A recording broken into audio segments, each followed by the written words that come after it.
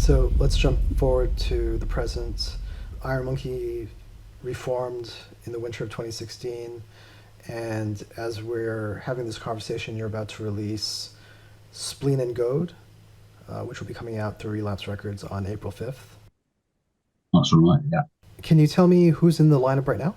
Yeah, there's myself and Z Big, which is our drummer we've had since 2018.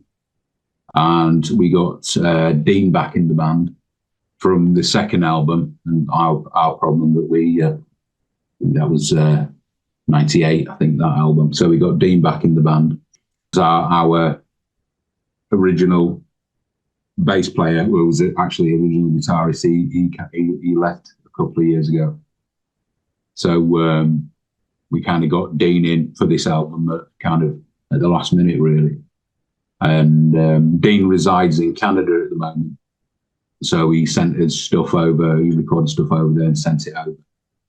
And yeah, so like Dean, there's Dean, me, and Zabig. So we're a three-piece. We're a three-piece on the last album, and we had a different drummer then. We had the guy who was playing drums for KSUK and a few other bands like that at the time. And he moved out of London, so we needed I like to have people local, really, if possible, especially for writing music. So we got this guy. His band, the previous band, was the Widows, who were a local, rock stoner metal band. When did you guys start working on this album? Well, funnily enough, these songs are quite on this new album are quite old, because straight off the back of the release of the last album, which came out towards the end of 2017, we started writing, I guess, in 2018. The bulk of the songs were written in 2018 and some in 2019. And we had the intention of getting in the studio and just knocking another record out. And it's taken us about 6 years to do that because of so many issues that the band have had. So many problems. I think about 3 times we'd kind of attempted to get in there and start demoing tracks up. And just a series of one problem stacked on top of another, whether that was like people, funerals or like, having to, hospitals and people being sick and injuries and financial problems and fucking everything that you could imagine. I don't even want to start going into all that stuff, but it stopped us. Obviously, the lockdown as well.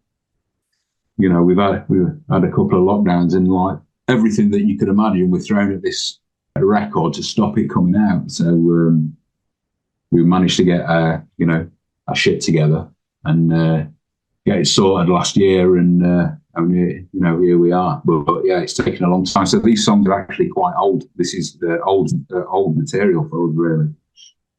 It sounds like you guys started work on this almost immediately after the last album was released. Yeah, that's right. Yeah. Was your plan originally to be quite active? Yeah, the whole point. Yeah, we was like off the back of the last album, 913. We planned to do a bunch of shit, but lots of fucking band. Like everything that you can imagine, which I'm not going to go into detail, but just everything that you can imagine to stop a band functioning will, happen. And so there were huge gaps in between us getting stuff organised because, like, as much as we wanted to, there were just too many things in the way. So, the band we never, we had the intention of stopping doing it. It was just really difficult just to fucking do it. But I personally treated it like a fucking, I'm doing this regardless. I don't give a shit how fucking difficult it is.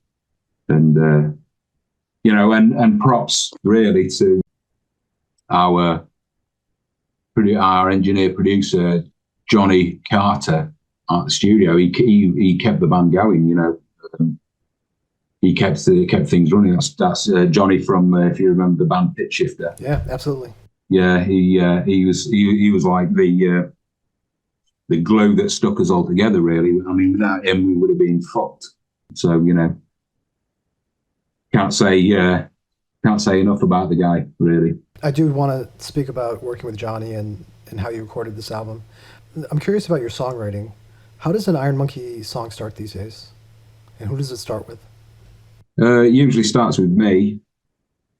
It usually starts with me. I've got a little setup at home, simple setup up at home, and I'll just bash riffs out on the guitar, and just record them onto my phone, and kind of work out a rough song. I'll go into the rehearsal room, and I'll show it to the drummer, and we'll work on beats, rhythms, and then I'll take it away and kind of arrange it a bit more cohesively. Lyrics come a little bit later, but I've always got like a surplus of lyrics, and I'm always writing stuff down.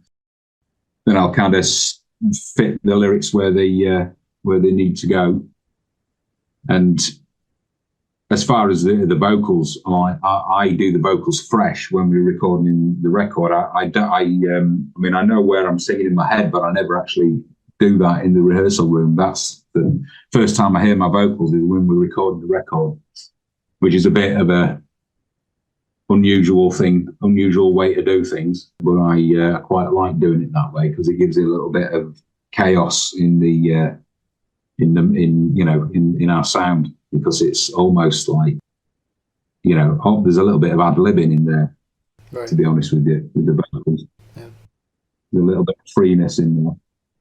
Do you find that it keeps your approach fresher and maybe more urgent, as opposed to rehearsing over and over again? Yeah, I guess so. I mean, the vocal part is something I don't particularly like doing, but I mean, we could have, after Johnny, died, the only person that could have really replaced him was me. And I wasn't going to get somebody who wasn't somebody else in the band that was from outside of the band. And I didn't really want to do it originally. I was kind of talked into it because I've never done vocals before. And the first time I heard my vocals was the demo, doing the demos for the last album. And I was like, that sounds okay, though. And I think they fit the band, I'm not trying to emulate his style, but it's in the style of that kind of music. And I think it kind of works okay. Yeah. Well, what's the most challenging thing about doing vocals for you? Just fucking doing the vocal. I don't know. It's just, I mean, I play guitar, I play guitar, but it's kind of fun in a way. It's, I really, I like doing the lyrics. I was always involved in the lyrics from the start. I mean, the first two albums, me and Johnny co-wrote the lyrics together. We used to live with each other, and we'd like I'd throw a line in, he'd throw a line in. That's how we wrote the lyrics before. And I think the lyrics is probably the most enjoyable parts. Not the actual singing of them, but enjoy the lyric writing process.